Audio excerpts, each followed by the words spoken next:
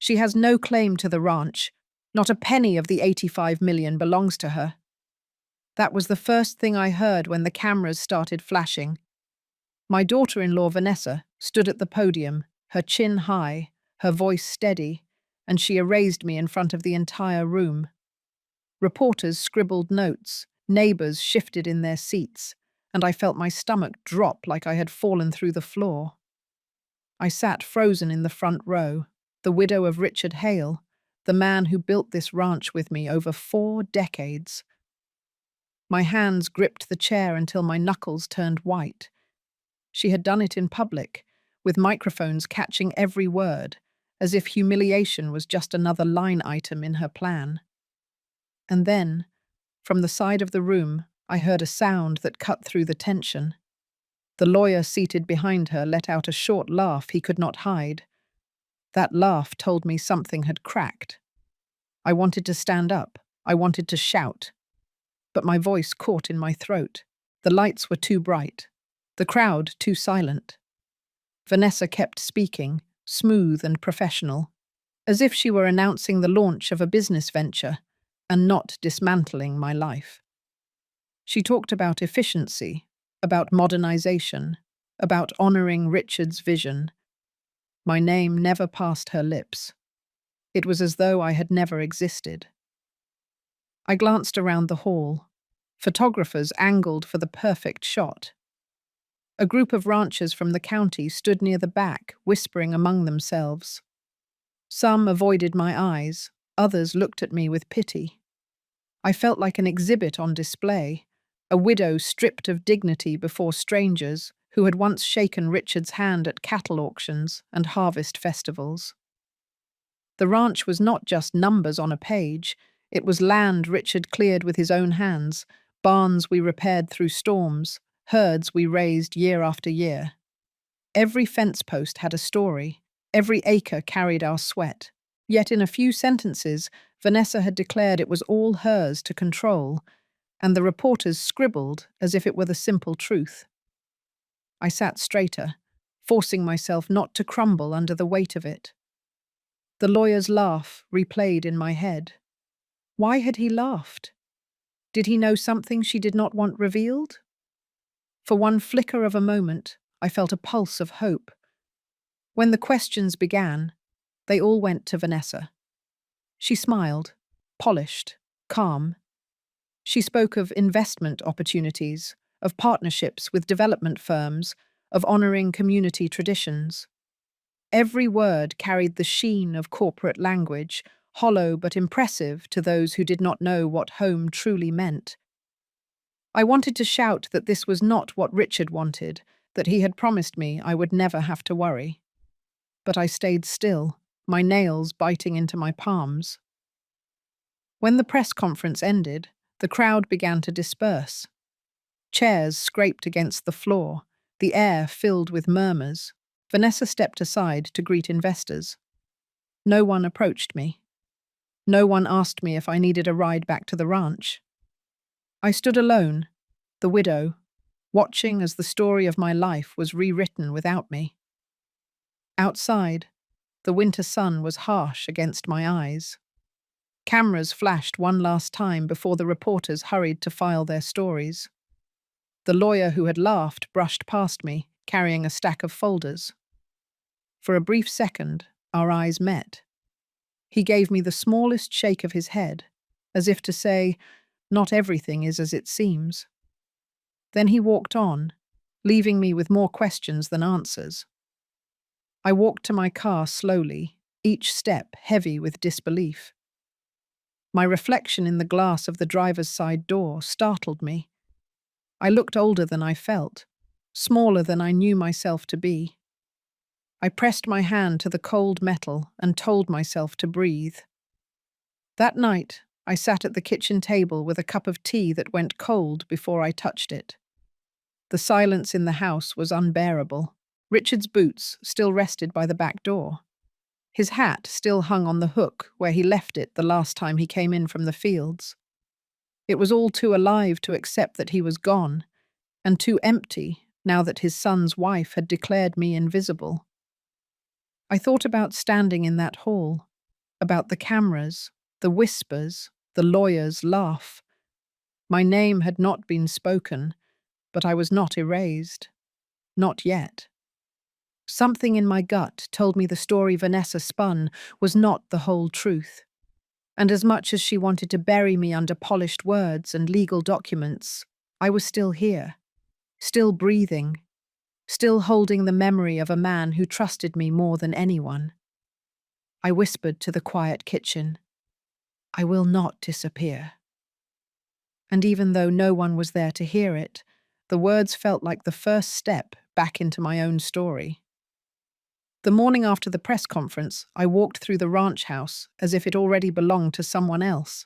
Vanessa had taken over every detail of Richard's funeral arrangements. From the flowers to the slideshow, nothing carried his warmth.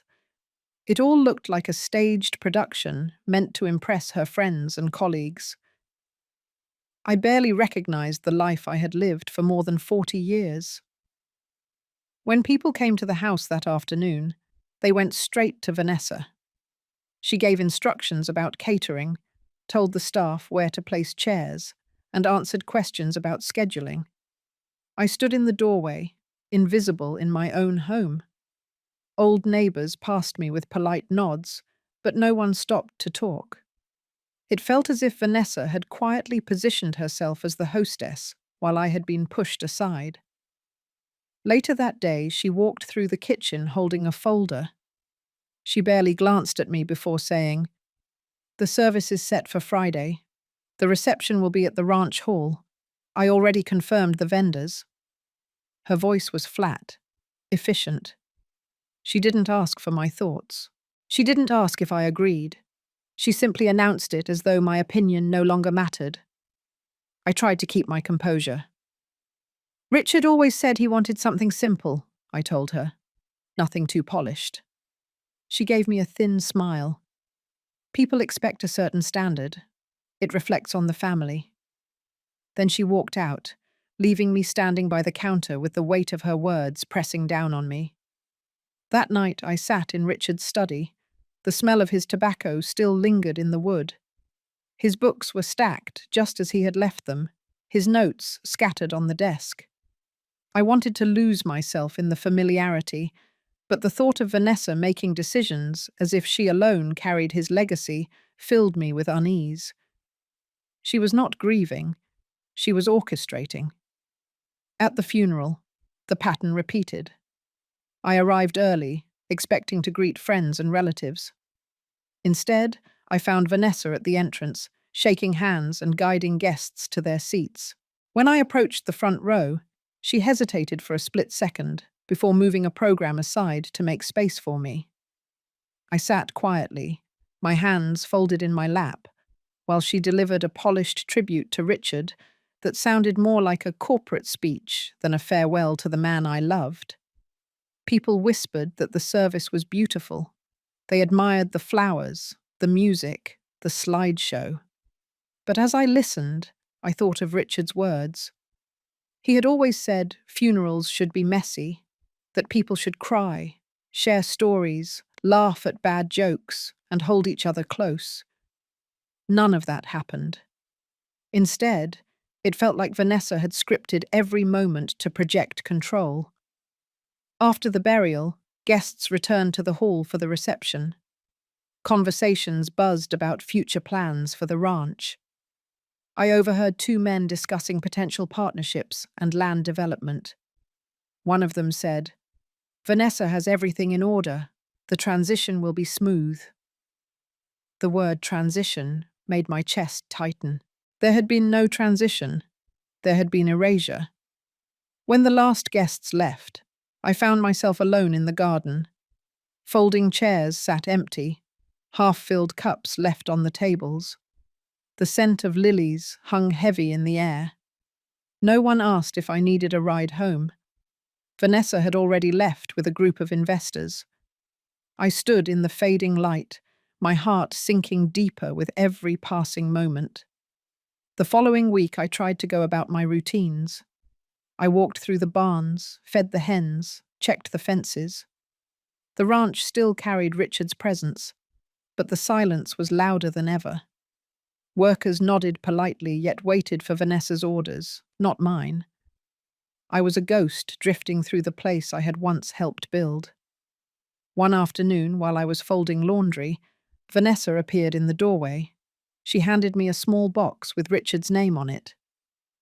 "He asked me to give you this," she said, her tone neutral. Inside was a silver tie clip, one Richard rarely wore. There was no letter, no note, no explanation. That was all. "Thank you," I whispered, though my throat ached. She nodded and left. Her footsteps echoed down the hallway until the house fell silent again. I stared at the tie clip in my palm. Richard had written me notes all through our life. Even when he was sick, he scribbled small lines on paper to remind me of his love. The idea that his last message to me would be a tie clip without a word felt wrong. It felt arranged. That night I could not sleep. I sat in the kitchen with a cup of tea that turned cold as the hours passed. The house felt unfamiliar. Every corner carried Richard's memory, yet it was as though my name had been erased from the walls. Vanessa had stepped into his absence and filled it with her own design. I tried to tell myself it was grief that made her act this way. I tried to excuse her distance as shock, but when I remembered the firmness in her voice at the press conference, the calculated way she managed every detail of the funeral, and the hollow gesture of the tie clip, I knew this was something else. It was not grief. It was control. And while I sat at that table staring into the darkness, one thought kept circling in my mind. If Richard had truly asked her to give me that box, then where were the letters? Where was his voice? Where was the promise he had made that I would be cared for? The silence had no answers, but it left me with a determination I had not felt before. Vanessa had declared her power in front of the world. She had silenced me in my own home. But I was still breathing, still here, and the story of the ranch was not finished yet. I woke before sunrise the next morning, my chest heavy with the memory of that tie clip. The house was silent except for the ticking of the old clock in the hallway. I brewed coffee but let it sit untouched on the counter. I knew the truth deep down. Whatever Richard had meant for me, it was not this. He would never have left me with nothing but silence. Vanessa sent me an email later that day. The subject line read, "Estate Administration." The message was short, clinical, with a scheduled time for a meeting downtown at her firm. There was no greeting, no hope you are doing well, just a date and an address. I stared at the screen for a long time. She had turned my life into an appointment on her calendar. On Wednesday morning, I put on a plain coat and drove into town. Traffic crawled, and twice I almost turned around. My hands shook on the steering wheel. By the time I reached the building, I was 5 minutes late. The glass tower rose against the winter sky, sleek and cold. Inside, the air smelled of eucalyptus and printer ink. The receptionist barely glanced at me before leading me to a conference room. The door closed with a soft click. Around the long table sat 7 people in dark suits. Vanessa sat at the head, her hair pulled back tight, eyes fixed on a stack of folders. She did not stand. She did not greet me. She only nodded toward an empty chair at the far end. I took my seat. The silence felt deliberate, as if they had rehearsed how to make me small. Vanessa cleared her throat and began to read. "As executor of the estate, I will be walking us through the distribution of assets." Her voice was sharp and practiced, the same tone she had used at the press conference. She listed holdings as though she were reading an inventory, stock portfolios, 2 commercial properties in Salem, partial ownership of a winery. Then she announced that 6 months before Richard's passing, he had transferred primary control of the family trust to her. My hands tightened in my lap. I had managed that trust with him for 2 decades. He never mentioned transferring anything. The others around the table nodded, scribbling notes. My name was not mentioned. When one associate finally asked about my share, Vanessa looked up briefly and said, "There are no remaining distributions assigned to her under the current filing." Just like that. The words echoed in my ears. No remaining distributions. My chest burned, but I kept my hands folded, my face calm. No one looked at me. No one questioned the statement. They carried on as if I were not even in the room. When the meeting ended, I waited as the others gathered their papers and left. Vanessa packed her briefcase slowly. She seemed to expect me to speak, but I said nothing. I stood, adjusted my scarf, and walked out. The cold air outside struck my face like a slap. I did not cry. I did not let myself feel broken. Instead, a strange stillness settled over me. If I opened my mouth then, it would have been to shout. Instead, I saved the words for myself. At home, I sat in the dark study. Richard's cane leaned against the back door where he had left it after his last trip to the hospital. His handwriting was still on the wall calendar. Every detail reminded me of the promises he had made to me, promises now erased by Vanessa's voice in that polished room. I thought about what she had done. She had spoken over me, and no one questioned it. She had declared her authority, and no one doubted it. But authority does not erase truth. That night, I pulled out a notebook of my own. I wrote down everything I remembered from the meeting. The words she used, the timing, the faces of the witnesses. My handwriting shook, but the lines were clear. I told myself that if she had rewritten Richard's story, then I would write my own. I did not shout. I did not beg. Instead, I made a quiet promise. I would not accept this as the end. The next morning, I opened the desk drawer in Richard's study without knowing why. The drawer squeaked as it always had. Inside were envelopes, receipts, pencils, old notes. At the back, beneath a ledger, I found a thin folder I did not recognize. My heart thudded as I pulled it out. The folder held 3 pages. On top was a note in Richard's handwriting. His words were shaky, but unmistakable. He wrote that Vanessa had pressed him to update the will. He had not signed anything yet. He had doubts. He had not told me because he feared my questions. I pressed the page against my chest. For the first time since his death, I felt him speaking to me. I read the other pages. One was a draft of a will that still included me, my name circled in red pen with notes in the margins. Another was a typed schedule of legal appointments during the months he was in treatment. Meetings he had never mentioned to me. The truth was here, in my hands. He had resisted her pressure. He had left behind traces that could not be erased. I slid the folder back into the drawer, my mind racing. I did not know what to do yet. I did not have a plan. But I knew one thing with certainty. Vanessa had declared her control. She had spoken as though I was gone. But Richard had not abandoned me. He had left behind his doubts, his warnings, his unfinished words. And those words would be my beginning. A week after the meeting downtown, I drove past the southern pasture and saw a sign hammered into the ground. For sale. I pulled over and sat staring at it through the windshield. My chest tightened. That land had been part of the ranch since Richard's grandfather. I stepped out and walked toward the fence, the winter wind cutting through my coat. A group of men stood near the boundary line, pointing and talking numbers. Vanessa was with them, her heels sinking into the dirt, her hand waving toward the open fields, as if she were giving a tour of something she already owned. I did not go closer.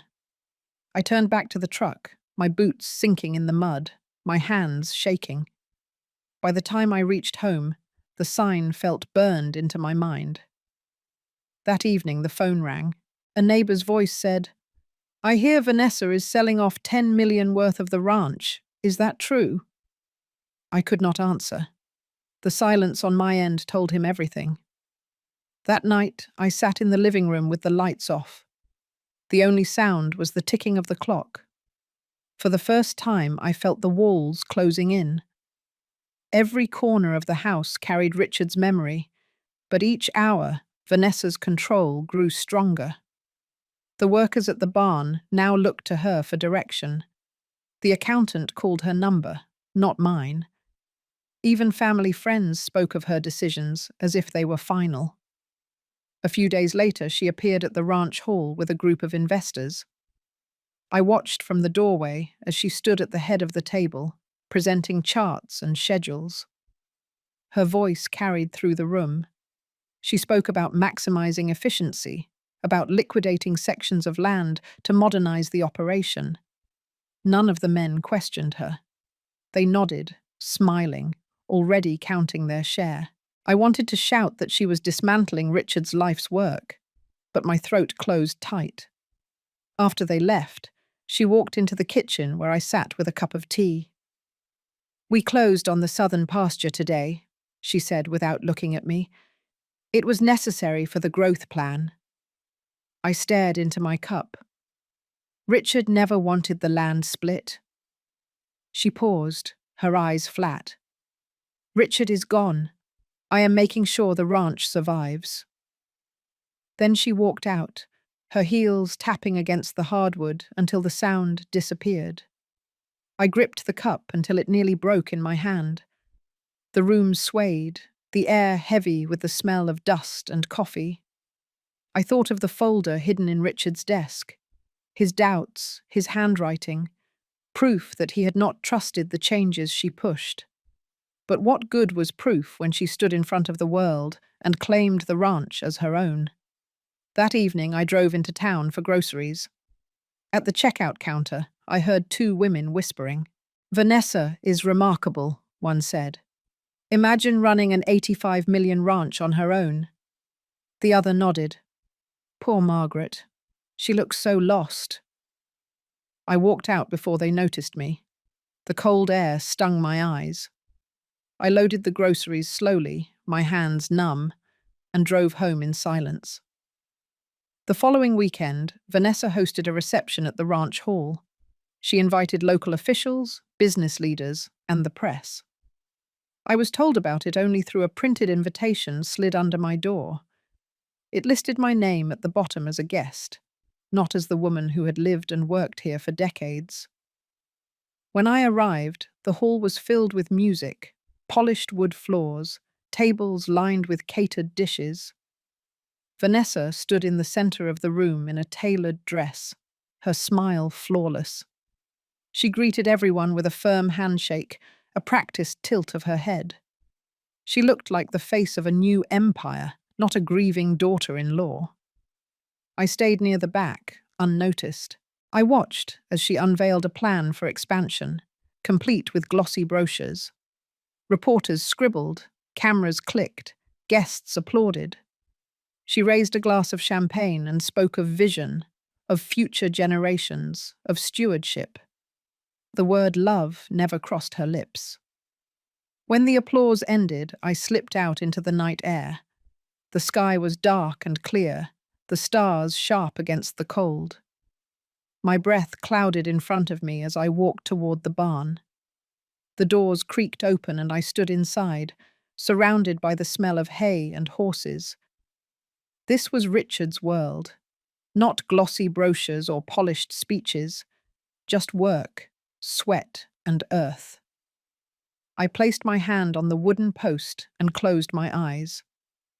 For a moment, I let the anger wash over me.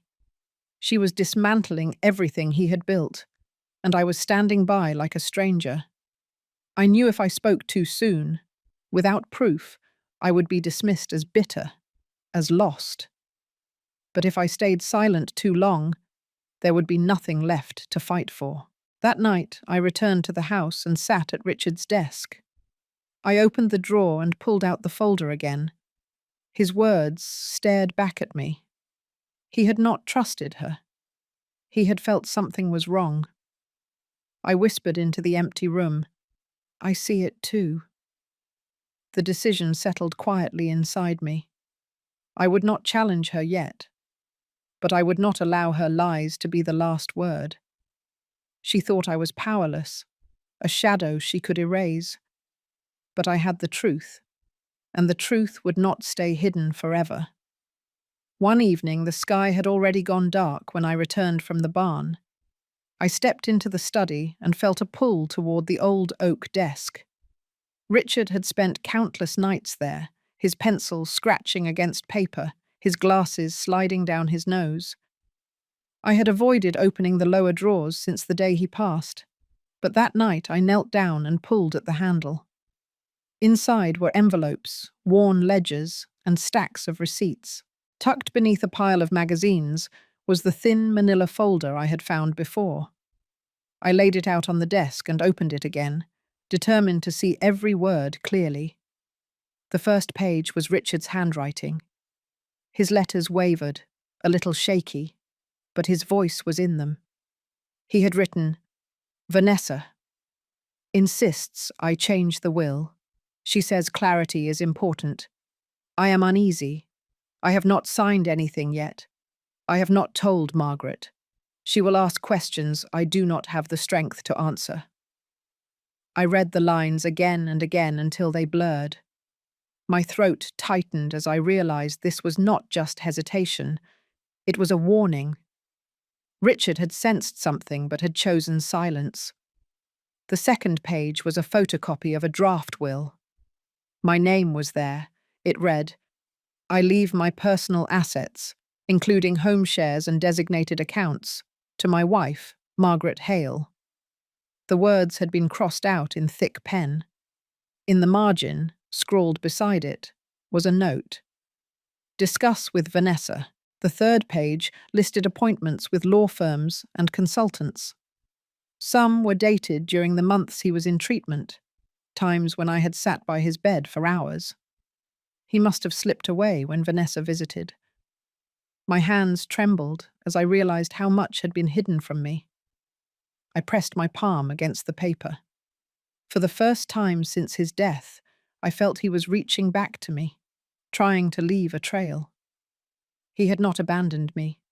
He had fought quietly, leaving fragments of his struggle in this folder. I tucked the papers back and leaned against the chair. The room was silent except for the hum of the ceiling fan. I closed my eyes and remembered one of our last dinners together. He had told me, "You do not need to worry about anything, Ma. I have taken care of it." His hand had rested over mine. I had believed him. Now his words felt like a riddle. What had he meant by taken care of it? Had he trusted Vanessa to handle the details? Or had he tried, in his own way, to shield me until the end? The next morning, I carried the folder to the kitchen. I set it on the table beside my coffee and stared at it in the pale light. Part of me wanted to burn it, to pretend none of it existed. But another part knew it was the only proof that Richard had doubted her. I hid the folder in a lockbox in the hallway closet, the one where we kept passports and medical papers. Then I sat at the table with a clean notebook and began writing down everything. Dates, notes, the exact phrasing of Richard's lines, the appointments listed. My pen moved steadily, as if by writing it I could anchor myself to the truth.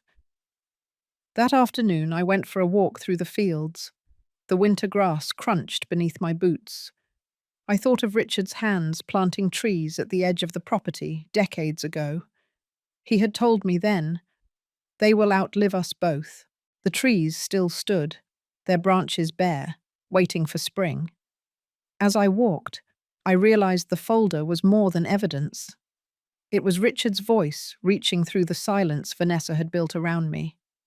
Every note, every correction, every mark in the margins spoke louder than her polished speeches. Later that week, I returned to the study and searched further. In the back of another drawer, I found a leather-bound journal. It was filled with Richard's neat handwriting. Most pages were ordinary notes about livestock, expenses, and weather. But near the end, the lines grew uneven. He wrote about his illness, his fears, and one entry stopped me cold. Vanessa handles the details now. She says it is easier this way. I trust Margaret, but she worries too much. If I leave everything in her name, the burden will be heavy. Vanessa says she will protect both of us. I am not sure. I miss the days when it was only Margaret and me deciding together. The words blurred as I read them. He had trusted her, but only half. He had doubted her, but not enough to stop. He had left me in the shadows, thinking it was kindness. I closed the journal and held it to my chest. My heart ached with both love and anger. He had wanted to shield me, but in doing so, he had opened the door for her. That night I sat by the window with the journal and the folder stacked beside me. The moonlight spilled across the floor. I whispered into the stillness, "You tried, Richard. You tried. But now it is my turn." I did not know yet how I would fight, but the decision was no longer in question. Vanessa had power, but I had his words. She believed she had erased me, but Richard had left me a map written in doubt and hesitation, and I would follow it. A few days after I found the journal, Vanessa sent another invitation to the house. It was a heavy cream card embossed with gold letters. The heading read, "Gala for the Future of Hale Ranch." At the bottom, my name appeared in small print under the word "Guest." I set it on the counter and stared at it until the letters blurred. She was hosting an event in Richard's name, parading herself as guardian of the ranch, while I was reduced to a name on a list. On Saturday evening, I dressed simply and drove to the ranch hall. The parking lot was already full. Bright lights spilled out of the tall windows, and music floated across the night air. Inside, polished floors gleamed, and floral centerpieces lined the tables. Photographers moved through the crowd, capturing Vanessa at every angle. She stood in the center of the room, her dress sleek, her smile perfect. Guests surrounded her like bees around a flower. I stayed near the back wall, watching. Her voice carried above the chatter as she welcomed donors, ranchers, and county officials. She spoke of legacy and innovation, of expanding into new markets, of modernizing operations. Each sentence dripped with confidence. Applause rose and cameras flashed. Not once did she acknowledge me. I drifted toward a display table labeled Richard's Favorite Things. I stopped short when I saw what she had arranged there. His old fountain pen, the one I gave him for our 20th anniversary. A signed baseball he had kept on his desk. Even the first edition novel I had given him one Christmas. Each item bore a card, crediting it to Vanessa's collection. My name was nowhere. I reached out and touched the corner of the book. Memories of Richard reading by the fire filled me, his laughter echoing through the room. My eyes stung, but I forced myself to stand still. This was not grief anymore. It was theft, disguised as tribute. A man approached, introducing himself as one of Richard's business partners. He asked casually how I was managing the estate. When I told him I had been removed before Richard passed, his face flickered with confusion. He recovered quickly, offering polite words before slipping back into the crowd. His reaction told me everything. Vanessa had not shared the full story. I left the hall soon after, the music still echoing behind me. In the car, I gripped the steering wheel and let the night settle around me. She was building a stage, painting herself as savior of the ranch, while quietly stripping me of any place in its history. The following week, I noticed changes on the ranch. Workers carried out orders that came directly from Vanessa. Trucks delivered equipment I had not approved. The barns filled with strangers, consultants she brought in to evaluate efficiency. When I asked one of the foremen about a shipment, he hesitated before saying, "Vanessa said it was necessary for restructuring."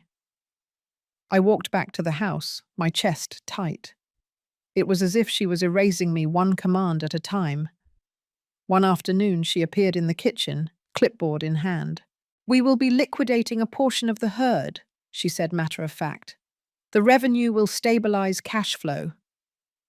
"Richard always said the herd was the heart of the ranch," I replied quietly. She looked at me, her eyes cool. "Richard is not here. I am making sure this place survives." She turned and left before I could answer. That night I went to the study again. I opened the lockbox and laid out the folder and journal. I read Richard's words until the ache in my chest grew too heavy. He had doubted her. He had feared what she might do. Yet here she was, doing exactly what he had worried about. I told myself I could not stay silent forever, but I also knew I had to move carefully. Vanessa was ruthless, but she was also calculated. If I rushed forward without preparation, she would crush me with legal words and polished speeches. The next morning I went into town for errands. At the cafe, I overheard two men at the counter praising Vanessa. "She knows what she's doing," one said. "That ranch will be more profitable than ever." The other nodded. Margaret must be relieved to have someone so capable in charge. I gripped my cup tighter, the coffee sloshing over the rim. I wanted to turn and tell them the truth. Instead, I walked out into the cold, my heart pounding. She had convinced the world she was the rightful heir. I was nothing more than a shadow. That evening I stood at the edge of the northern field, watching the sun dip behind the trees Richard had planted. The air smelled of earth and frost. I thought of the promises he made, of the love we had built into this land. My fingers brushed the notebook where I had copied his words. I whispered to the empty sky, "I will not let her rewrite this story." The silence pressed back, steady and unbroken. It was then I understood. Vanessa might control the stage for now, but Richard had left me a map. His doubts were my compass. His unfinished words were my strength. I turned toward the house, the resolve hardening in my chest. She believed I was powerless. But she was wrong. The morning after the gala, I sat at the kitchen table with Richard's folder and journal spread before me. The sunlight fell across the pages, making every line of his handwriting look heavier, more urgent. I knew I could not carry this burden alone. Vanessa had power, money, and a polished voice that convinced everyone around her. I had only fragments of Richard's doubts. If I wanted to protect what he built, I needed help. I thought of Samuel Ortiz, an old friend of Richard's and a lawyer we had trusted years ago. We had not spoken in a long time, but his number was still written in Richard's address book. My hands shook as I dialed. The phone rang twice before his calm voice answered. "Samuel, it's Margaret," I said quietly. There was a pause, then a softer tone. "It has been a long time. How are you holding up?" I swallowed hard. "Not well. I found something in Richard's things. Notes. Doubts about changes to the will. I do not know what to do." He was silent for a moment. "Meet me tomorrow morning. Bring everything you have." The next day, we met at a small cafe off Main Street. It was the same place where Richard used to meet Samuel after ranch auctions. Samuel looked older, his hair grayer, but his presence was steady. I slid the folder across the table. He read in silence, his brow tightening as he scanned Richard's handwriting and the crossed-out clauses in the will. When he finally looked up, his voice was firm. "This is not normal hesitation. These notes show clear pressure. If Vanessa filed a version that contradicts this draft, there may be grounds to challenge." I felt a flicker of hope, though fear pressed against it. She has everyone believing she is the rightful heir. I do not know how to fight her. You do not have to fight alone, he said. I know someone who specializes in contested estates. Her name is Helen Wu. I can bring her in, but only if you are ready. I nodded slowly. I am ready. 2 days later, I met Helen at Samuel's office. She was sharp, direct, and wasted no words. She spread out the documents I brought and examined them carefully. Handwritten notes from Richard doubting the process, crossed out clauses that once protected you, outside witnesses brought in at unusual times. This points to undue influence. The phrase hung in the air, undue influence. It gave shape to what I had been feeling but could not name. Helen leaned forward. We will need to act carefully. Do not confront Vanessa directly. Keep collecting anything you find. Emails, drafts, receipts. The more we can document, the stronger the case becomes. I left that office with the folder tucked safely under my arm and a new weight in my chest. It was no longer just my grief. It was a responsibility. Richard had tried to warn me. Now it was my duty to bring his truth forward. At home, I searched every corner of the study. I opened drawers, flipped through calendars, sifted through boxes of old files. Each discovery was small, but together they built a picture. Appointment cards with firms Richard had never mentioned, invoices from notaries I did not recognize, notes in the margins of his journals, brief but telling. Vanessa says urgency. Cannot sign yet. I wrote everything down in my notebook, creating a timeline. Each entry was another step toward clarity. Meanwhile, Vanessa moved through the ranch with growing confidence. She arrived in new cars, escorted investors through the barns, held meetings with staff. I overheard her once on the phone saying, "We will finalize the restructuring by next quarter." Her voice was certain, dismissive, as if I were already erased. I stayed quiet, observing, recording. When workers asked me about changes, I nodded but said little.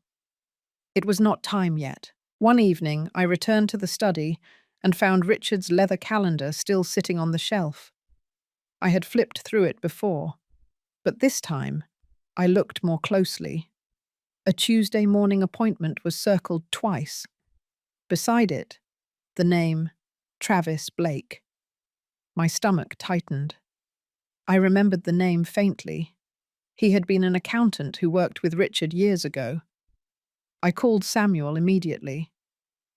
Does the name Travis Blake mean anything to you? There was a pause. Yes. He handled some of the trust paperwork in the early years. Why? Richard circled his name before he passed. Twice. I will reach out, Samuel said. If he was involved recently, he may have seen something. That night I sat by the window with the calendar in my lap. The sky outside was black, the stars faint. I thought of Richard's last words to me about not worrying, about how he had taken care of everything. Perhaps this was what he meant. He had left me a path, scattered through notes, journals, and appointments. All I had to do was follow it. The next morning I woke with a sense of purpose I had not felt in months. Vanessa might have the stage, the investors, the polished speeches, but I had something she did not. I had Richard's voice, written in his own hand, whispering from the pages she could not erase. And now I had allies who were listening. The following week, Samuel called me early in the morning. His voice was calm but urgent. I have something for you. Can you meet me at the office today? I drove into town with the folder resting on the seat beside me. The streets were quiet, the air sharp with cold. When I stepped into the office, Samuel was waiting with Helen. A stack of documents lay on the table between them. Helen gestured for me to sit. We obtained a certified copy of the will filed with the county. I want you to see this. She slid the document toward me. My eyes moved over the typed lines. At first glance, it looked complete, official. But then I saw the section that had once held my name. The line was gone, erased cleanly. Helen placed another sheet beside it, a photocopy from Richard's draft. My name was there, my share detailed, circled in red ink. I pressed my hand against the table to steady myself. So he meant for me to be included. It was only later that it disappeared. Samuel nodded. This is the first real opening. Drafts like this show intent. If the final version contradicts Richard's earlier wishes, it gives us grounds to question the legitimacy. I leaned back in the chair, my chest tight. It was not yet victory, but it was proof that Richard had not abandoned me. His hand had written my name, his pen had circled it. Helen's voice was steady. We will need more. Witnesses, dates, any sign that Vanessa orchestrated the changes. But this document gives us something to hold on to. I carried copies of the papers home that evening. I laid them out on Richard's desk and stared at the red circle around my name. For months, I had felt erased. Now, here was evidence that he had tried to preserve me in his legacy. Later that week, I received another invitation from Vanessa. This time, it was for a private gathering at the country club, a tribute in Richard's name, with cocktails and an auction of what she called his treasured possessions. I recognized several items listed on the program. They had come from our home. I decided to attend, not to confront her, but to see. On Saturday night, I walked into the country club. The room glowed with chandeliers and polished wood floors. A large photo of Richard stood near the bar, the same tired picture Vanessa had used before. Guests mingled, glasses clinked, polite laughter filled the air. Vanessa stood at the center, elegant and composed, greeting each guest as if she were queen of the night. I moved quietly through the room until I reached the auction tables. My chest tightened when I saw what she had laid out. Richard's vintage pen, a watch I had given him on our anniversary, even a set of books he had kept by his bedside. Each item carried a label, part of Richard Hale's legacy, donated by Vanessa Hale.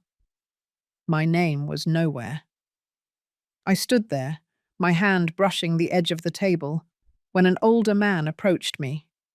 He introduced himself as a former colleague of Richard's. His voice was kind. It's good to see you. Tell me, how are you managing the trust these days? I stared at him, caught off guard. I'm not. Vanessa removed me before Richard passed.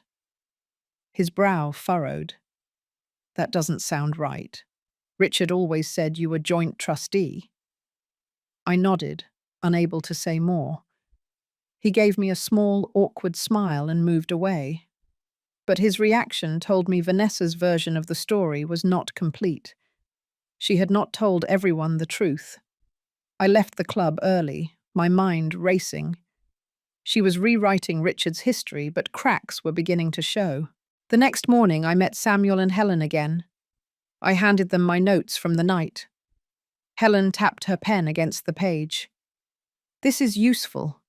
If she has been presenting herself as the sole heir to outsiders while concealing earlier drafts, it strengthens our case. What you saw and heard matters. Samuel leaned back. It is not time for open confrontation yet, but we are closer. The draft you hold proves intent. The reactions of Richard's colleagues show Vanessa has not been transparent. We must keep building. I drove home with a strange calmness settling over me. For months I had felt powerless, trapped in silence. But now, piece by piece, the truth was surfacing. That night I sat in the study again, the copies of Richard's draft spread before me. I traced the red circle around my name with my finger. He had tried to protect me. He had left his intent in ink. I whispered into the quiet. I will carry this forward. You are still with me. It was not a final victory, but it was the first light breaking through the darkness. A few mornings later, the phone rang as I was pouring coffee. It was Samuel. His tone was different this time, lighter but edged with urgency. Margaret, I think we found something. Do you remember the name Travis Blake? My breath caught. Yes, Richard circled his name in the calendar. Twice. Travis worked with the trust years ago. I contacted him. He agreed to meet. He says he remembers things that could be important. I set the mug down, the coffee sloshing over the rim. When? This afternoon. My office. Bring the folder. The hours crawled by as I waited. I pulled out the folder again, reread Richard's shaky handwriting, traced the red circles in the draft will. Every word felt heavier now, pointing me toward this meeting. By noon, I was in the car, the folder resting on the seat beside me like a passenger. Samuel's office was quiet when I arrived. Helen was already there, papers spread across the table. A few minutes later, the door opened and a man stepped in. Mid-40s, tall, his coat damp from the drizzle outside. He introduced himself as Travis Blake, his voice steady but guarded. He shook my hand and sat down. His eyes moved to the folder. I never thought I'd be back in this, he said quietly. Helen leaned forward. Tell us what you remember. Travis folded his hands. Richard came to me about 8 months before he passed. He looked tired, weaker than I'd ever seen him. He had questions about the trust. He said Vanessa wanted him to update the documents, but he seemed unsure. He asked me what protections existed for you, Margaret. He said he didn't want you left without support. My chest tightened. I gripped the edge of the table. And what did you tell him? I told him the structure you had in place already protected you. There was no need to rush changes unless he was certain. He seemed relieved. We talked about scheduling a review. He even set an appointment for the following week. Helen's pen tapped against the pad. But it never happened. Travis nodded. No.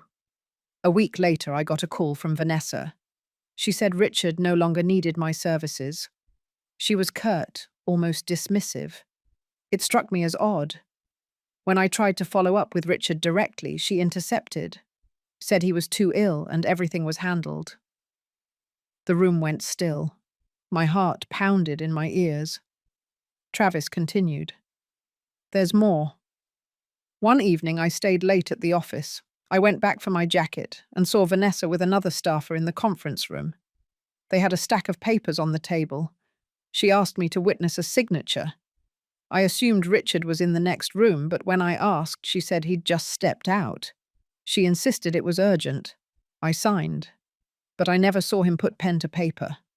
That bothered me enough that I jotted a note in my planner. I still have it. He pulled a worn notebook from his coat and flipped it open. He pointed to a line dated months before Richard's death. In neat handwriting it read, 7:43 p.m., Sunday.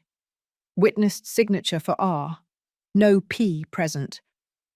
Helen read it twice, her jaw tightening. This is significant. You're saying you witnessed a document where Richard wasn't present? Yes, Travis said quietly.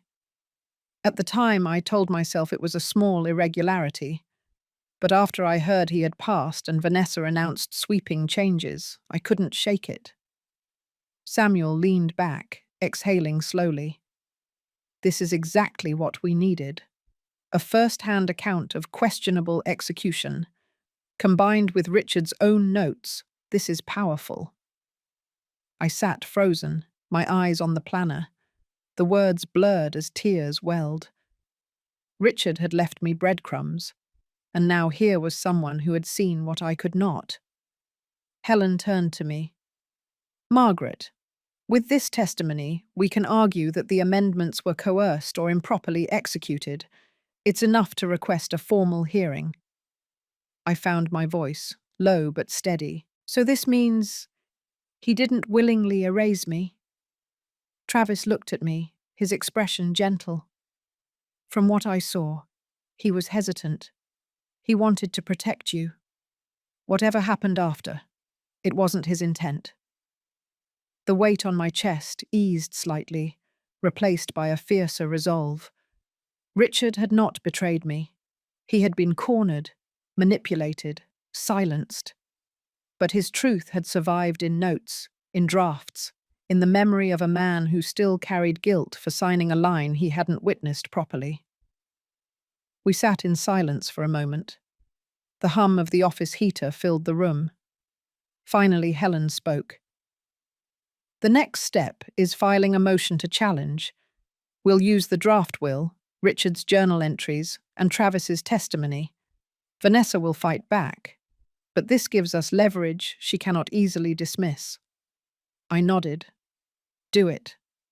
When I left the office that evening, the rain had stopped. The air smelled clean, sharp. I walked slowly to the car, the folder clutched against my chest. For months, I had felt like a shadow, erased from Richard's story. But now the truth had begun to speak louder than Vanessa's polished lies. Driving home, I replayed Travis's words in my head. He wanted to protect you. That was what mattered most. Richard's intent had not been lost, only buried, and now it was rising to the surface. At the ranch, the house was quiet, the fields dark under the night sky. I set the folder back in the desk, but this time it did not feel like a burden. It felt like a weapon. I whispered into the stillness, "We are not done, Richard. I will finish what you started." 2 weeks later, the first hearing was set. It was short, only meant to establish the grounds for inquiry, but it was enough to open the door. Helen prepared every document, each note from Richard, every page Travis had provided. Samuel sat with me at the long oak table outside the courtroom, his hand steady on the file. I could hear the shuffle of papers and the low hum of voices behind the door. When the judge entered and the session began, my breath slowed. Helen spoke clearly, outlining Richard's drafts, the irregular witnesses, and Travis's note that no signature had been seen. Vanessa's lawyer countered with polished confidence, claiming grief had clouded my judgment, that I was inventing doubts because I had been left out. The judge listened, then ruled that the case could proceed. A freeze was placed on all ranch assets until the matter was resolved. The words struck like thunder. Freeze. Vanessa would not be able to sell or transfer anything until the court finished its review. For the first time in months, I felt the weight tilt away from me. News spread quickly. Articles appeared in the local paper, small at first, but loud enough to reach the community. Neighbors stopped me in the market, whispering their support. "I always wondered how she stepped in so fast," one woman said. Another man told me, "Richard trusted you. Everyone knew it." Their voices carried more than comfort. They carried doubt, and doubt was the one thing Vanessa could not control. At the ranch, the change was almost immediate. Workers who once followed her orders without question now hesitated. Investors grew quiet. Meetings cancelled. I overheard one consultant telling another, "We'll wait until the court decides." Her stage was slipping. Vanessa stormed into the house one evening, her heels sharp against the floor. She stood in the doorway of the study, eyes blazing. "You think freezing the ranch helps anyone? Do you know what this does to our reputation?" I looked at her calmly. "Richard wanted me protected. I am only making sure of it." Her jaw tightened, but she said nothing more. She turned on her heel and left, the slam of the door echoing through the hall. A week later, Helen received copies of Vanessa's internal emails through Discovery. She called me into the office and laid them on the table. The subject line read, revised structure, immediate actions. In the body, Vanessa had written, remove co-beneficiary privileges per our discussion. I stared at the line, my heart pounding. That was my erasure reduced to a single sentence. Helen's eyes were sharp. This shows intent. She was not following Richard's wishes. She was instructing her team to strip your name from the documents. I felt both fury and clarity. The truth was no longer hidden in whispers or drafts. It was written in her own words. The board of the foundation soon heard of the freeze and the pending inquiry. At their next meeting, murmurs spread. A colleague of Richard's reached out to me quietly. He said, "We are concerned about how she has represented herself. Some of us want to pause any transition until this is resolved." It was not an apology, but it was recognition that I still existed in the story. That night, I sat on the porch, listening to the wind move through the bare trees. For months, the silence had pressed against me, making me feel invisible. Now the silence carried something else. It carried the sound of Vanessa's control unraveling. The following week, Vanessa hosted another event, this time with fewer guests. Photographers still circled, but the applause was thinner. I stood in the back again, unnoticed, watching her force a smile. She spoke of vision and growth, but her voice lacked the same shine. People listened politely, but no longer with the same trust. When I returned home, Samuel called. "The board is requesting a third-party review of the documents. That's a serious shift. They are not standing behind her the way they once did." I nodded into the phone, though he could not see me. It was only a matter of time. Days later, another article appeared in the paper. This one carried more weight. It quoted an unnamed source who said there were inconsistencies in the will and pending allegations of undue influence. Vanessa's photograph ran alongside the words. For the first time, the public saw her not as savior of the ranch, but as a figure under suspicion. I went to bed that night and slept longer than I had in months. Still, I knew it was not over. Power does not vanish quietly. Vanessa would strike back. Sure enough, within days, a letter arrived from her attorney. It accused me of interfering with a lawful estate, of acting out of bitterness, of attempting to damage her reputation. They threatened to pursue legal costs if I did not withdraw the motion. I read the letter 3 times before folding it neatly and setting it beside the lamp. Then I picked up the phone and called Samuel. "They want me to surrender," I said. His voice was steady. "Do you want to?" "No," I answered. My voice was quiet but certain. "I have already surrendered enough." He chuckled softly. "Then we push forward." The next morning, Helen filed a rebuttal. She attached every piece of evidence we had gathered. Richard's draft with my name circled, his journal entries, Travis's planner with the Sunday notation, Vanessa's email removing my privileges. Together the pages told a story that was stronger than her polished speeches. By evening, word had spread. The ranch phone rang with calls from reporters. I let it go unanswered. I had no need to defend myself to strangers. The documents spoke for me. I walked to the back field at sunset. The sky glowed orange over the horizon, the cattle grazing quietly in the fading light. I thought of Richard, of his promise that I would not have to worry. He had not foreseen everything, but he had left me enough to find my way. The world now knew that Vanessa's control was not built on truth. It was built on manipulation, and the cracks had spread wide enough for everyone to see. The notice arrived on a Thursday. The Foundation Board would meet the following week to finalize the transfer of executive authority. The letter was polite, formal, written as though everything had already been decided. At the bottom, my name appeared only as a courtesy, listed as a guest. I placed the letter on the kitchen table and stared at it until the light outside faded. I knew what it meant. Vanessa wanted me to watch her settle into the chair Richard once held, to see her crowned in front of the same people who had turned their eyes from me. For a moment I felt the old ache return, but then I thought of Richard's red ink circling my name, of Travis's testimony, of the judge's freeze on the ranch. I folded the letter, slipped it into my bag, and told myself I would go. Not to watch her, but to remind them that the truth had not been buried. On the day of the meeting, I dressed carefully.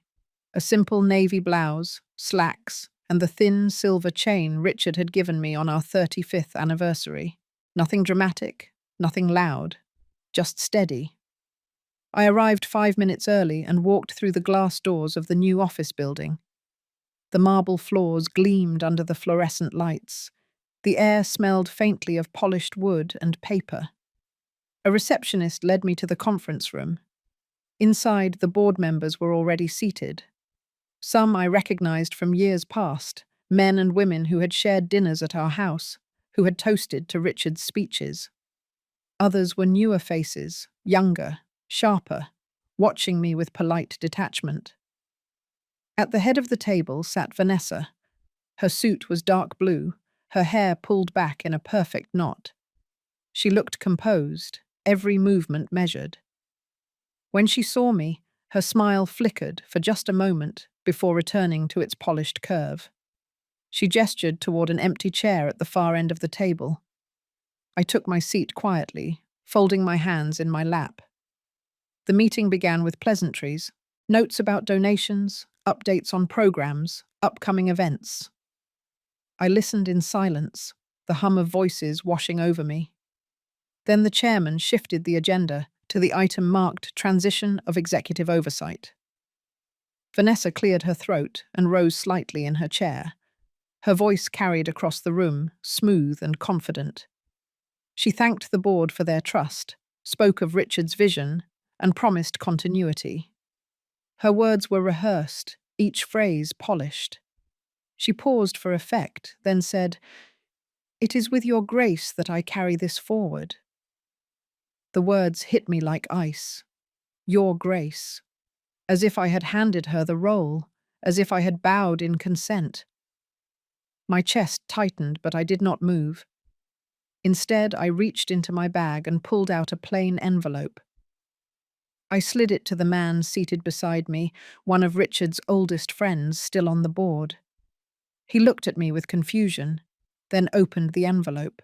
Inside was a copy of Travis's deposition, Richard's draft will with my name circled in red, and a summary prepared by Helen. His eyes scanned the pages. His expression changed from confusion to something heavier. He passed the envelope to the next member without a word. One by one, the papers travelled around the table. I sat perfectly still, my hands folded. Vanessa's voice faltered as she noticed the shift in the room. Her smile tightened, her hands stilled on the table. The confidence in her tone thinned. By the time the last member finished reading, the room had fallen silent. I rose slowly from my chair. "Thank you for allowing me to attend," I said quietly. "My attorney will be available if anyone here requires clarification." I gathered my bag and walked toward the door. Not hurried, not angry, just steady. The silence followed me out of the room, broken only by the faint rustle of papers. Outside, the air felt sharper, clearer. I stepped into the hallway and let the door close behind me. For the first time in months, I felt taller. I had not shouted, I had not pleaded.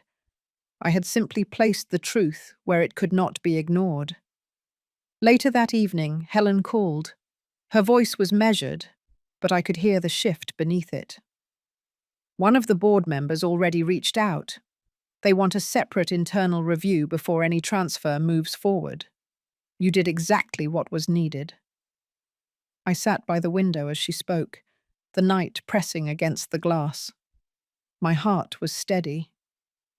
It was Richard's truth, I told her. All I did was carry it into the room. In the days that followed, whispers spread through the community. The vote was postponed. Vanessa's lawyer fell silent. Articles appeared hinting at fractures within the foundation. For the first time since Richard's death, the story no longer belonged solely to her. Doubt had taken root. At the ranch, the workers noticed too. They greeted me differently, with cautious respect, as though they were beginning to remember who I was. The land looked the same. The cattle moved through the pastures. The wind carried the same sharp scent of winter. But everything felt altered. The balance had shifted. One evening, I walked to the far field where Richard had planted the line of oaks. Their branches stood bare against the fading light, waiting for spring. I rested my hand on the rough bark and let the silence hold me. I thought of the room earlier that week, of Vanessa's face when the envelope moved around the table, of the weight that settled when the last page was read. I whispered softly, "We are still here, Richard.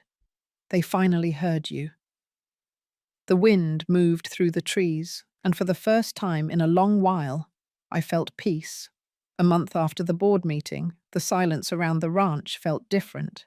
There were no more late-night phone calls from attorneys, no more invitations with Vanessa's name embossed in gold. Instead, there were small shifts that spoke louder than words. The board announced they would place the foundation under a temporary oversight committee until the court concluded its review. Investors withdrew quietly. The gala invitations stopped. Vanessa's image no longer filled the papers. One morning, Helen arrived at the house with a folder. She set it on the kitchen table and spoke plainly. "Vanessa is withdrawing as managing executor. Her attorneys filed the notice this morning. She is framing it as an effort to preserve Richard's legacy, but the truth is clear. She knows the evidence will not hold." I listened without speaking, my hands resting on the wood grain of the table. Relief did not come in a rush. It settled slowly, like a heavy coat being lifted from my shoulders. After months of silence and erasure, the fight had ended not with spectacle, but with resignation.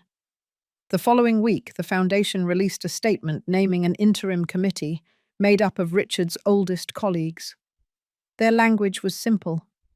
They spoke of preserving his vision and ensuring stability. My name was not printed, but I no longer needed it to be. I knew the truth of what we had built, and now the people who mattered knew it too.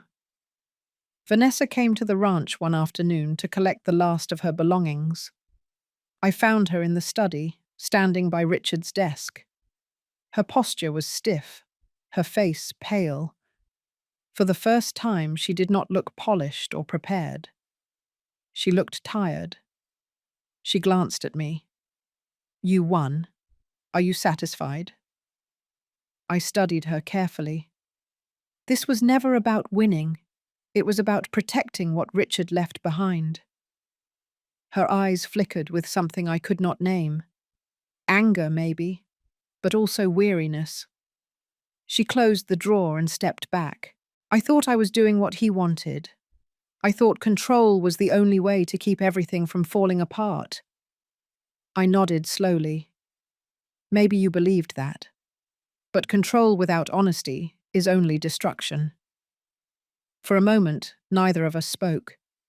The air was heavy, with all that had been lost between us. Then she picked up her bag and walked to the door. Before leaving, she turned once more. "I hope you find peace here. I never did." The sound of the door closing echoed through the hall. I stood in the silence for a long time, my hand resting on the desk where Richard had written his last words. It struck me then that Vanessa, for all her ambition, had been grieving too. She had filled her loss with control, while I had filled mine with silence. Both of us had been wrong in different ways. In the weeks that followed, the ranch settled back into rhythm. Workers returned to their tasks with steadier steps. The herd grazed in the fields as they always had. The air carried the same scent of hay and soil. Yet everything felt new. There was space again for memory, for love, for Richard's presence to linger without being overshadowed. I began sorting through boxes in the study, letters, journals, photographs. I set aside what should be archived, what should be preserved for the community. One evening I discovered a sealed envelope tucked behind a ledger. Inside was an earlier will Richard had written, one that named me as co-trustee for life. In his own hand he had written, "No matter what changes, I want Margaret to stand beside me." I held the paper against my chest and closed my eyes. The words were not for the court or the board. They were for me, and they were enough. Spring arrived slowly that year. The daffodils in the community garden bloomed first, bright yellow against the thawing ground. I walked along the path and remembered Richard planting the oaks decades ago. Their branches now stretched tall and wide, proof that life endures beyond storms. I was invited to a small luncheon at the foundation months later. The new committee welcomed me warmly. They asked about Richard's early vision, about the programs we had started together. I offered what I could, not as a figure to be honoured, but as a witness. When they applauded, I only nodded. The recognition was quiet, but it was enough. That night I walked home through town. I passed the old bookstore where Richard used to stop every Sunday. In the window was his favourite novel, displayed as if waiting for him. I smiled and kept walking. Back at the ranch, I brewed tea and stepped onto the porch. The air was cool, the sky wide and open. The land stretched before me, steady and alive. For the first time since his passing, I felt not like a shadow, but like the woman who had built a life with him. I whispered into the night, "We did it, Richard. We are still here." If you have ever faced a moment where you felt erased, I want you to remember this story. It is proof that silence is not surrender, and that truth has a way of finding light, even when others try to bury it. Sometimes victory is not loud or dramatic. Sometimes it is the quiet return of dignity, the steady reminder that what is built with love cannot be stolen by lies. If this story touched you, share your own moments of resilience in the comments. You are not alone, and your voice matters.